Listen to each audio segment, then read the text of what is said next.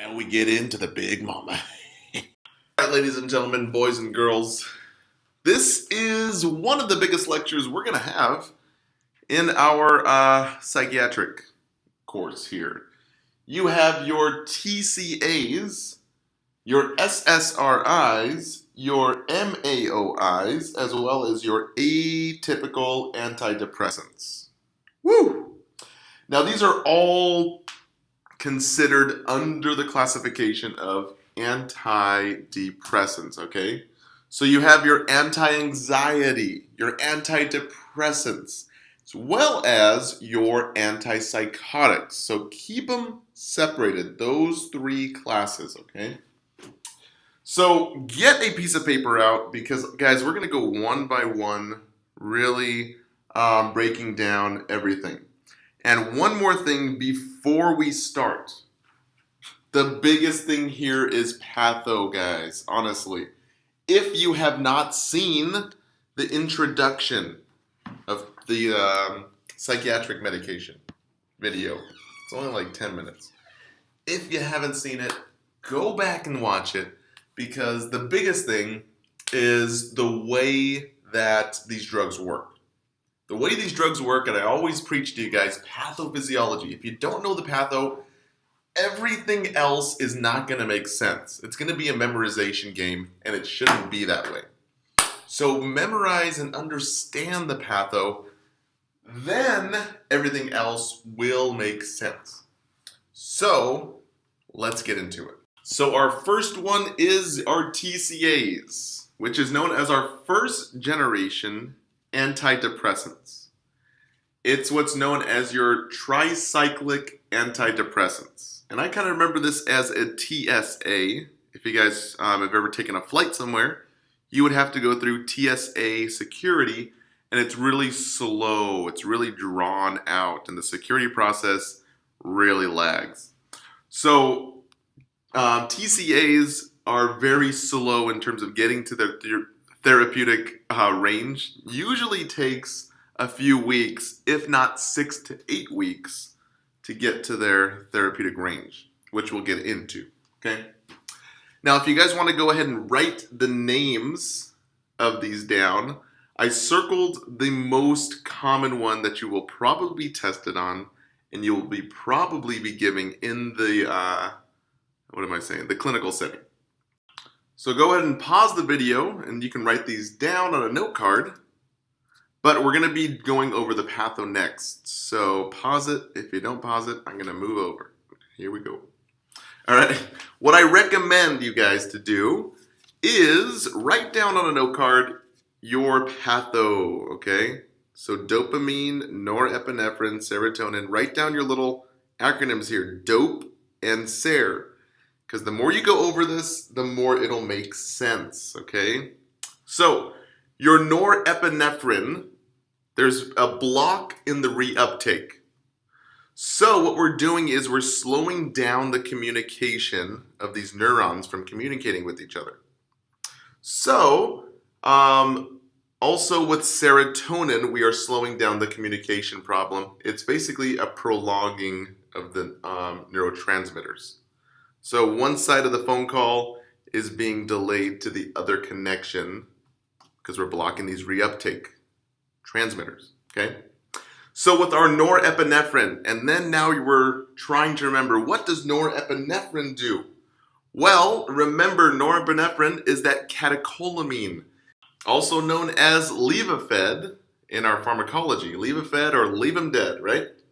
So norepinephrine helps to increase the heart rate, increase the blood pressure. So if we're slowing down the communication of norepinephrine, we're basically telling our body to not activate the heart as severely, not squeeze those vessels and cause the blood pressure to increase. So what happens as a side effect is we get heart dysrhythmias. We also get hypotension. And you also have dryness and anticholinergic effects. And if you guys have seen that anticholinergic video where I talk about turning on your SNS and turning off your peripheral nervous system, Anticholinergic is just a fancy words for gastric juices. So you're going to be really dry, okay? That makes sense. So, your serotonin, on the other hand, what does serotonin do? Serotonin helps you sleep.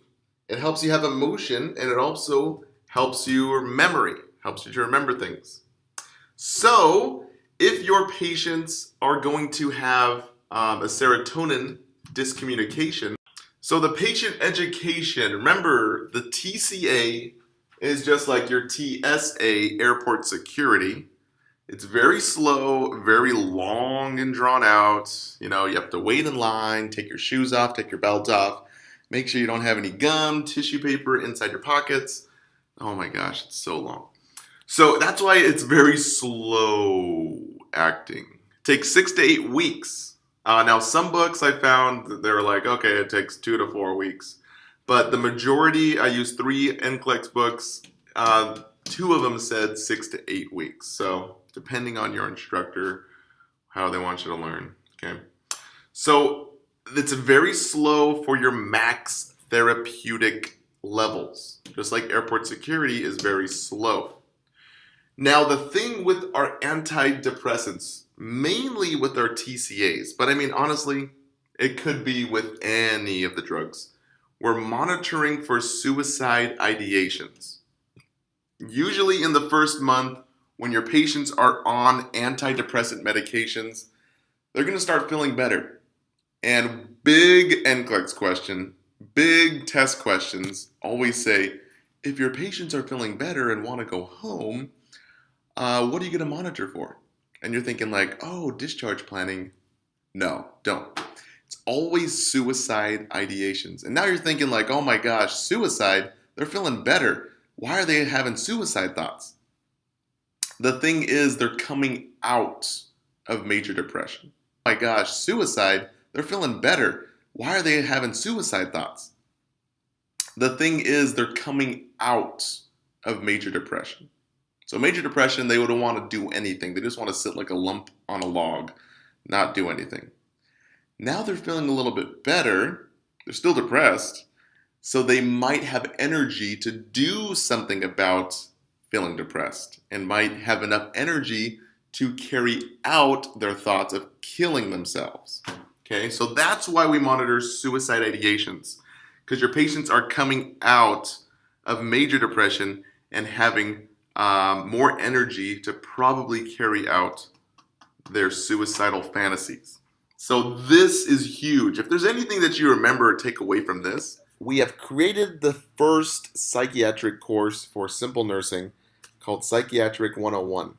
Now, psychiatric is kind of like OB and pediatrics, where it's not as tough as medical surgical nursing. And it's not really nothing in nursing school is going to be as tough as med-surg and pharmacology. So honestly, the biggest thing with psych is really 2 things. It's 1, knowing how to answer the question. If you guys don't know how to answer psych questions, that's really the major way nursing students fail their tests. So I'm in the business of helping you pass. I'm also in the business of helping clear your understanding and crystallize it to make sure you understand and grasp things, okay?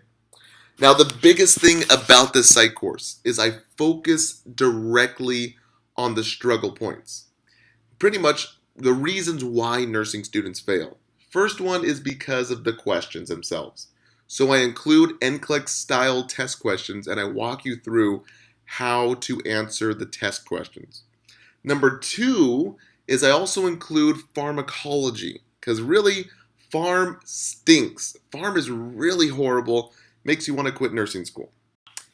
And we also include other very difficult topics in psychiatric. Now, everything is not included in terms of the minutia. I'm really focusing on the major reasons why nursing students fail. So if I can help you guys get over your toughest parts of psych, obviously you're still going to have to study and know your terms.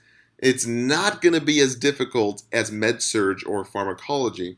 So That's why I'm breaking down the biggest issues here. So guys, follow along in the videos down below, and if you want a specific type of video request for a specific diagnosis that I didn't cover, go ahead and shoot me a video request by clicking up top on the video request or live webcam. And this is only for your annual and diamond members. So guys, let's do it, and let's kick some psychiatric boot.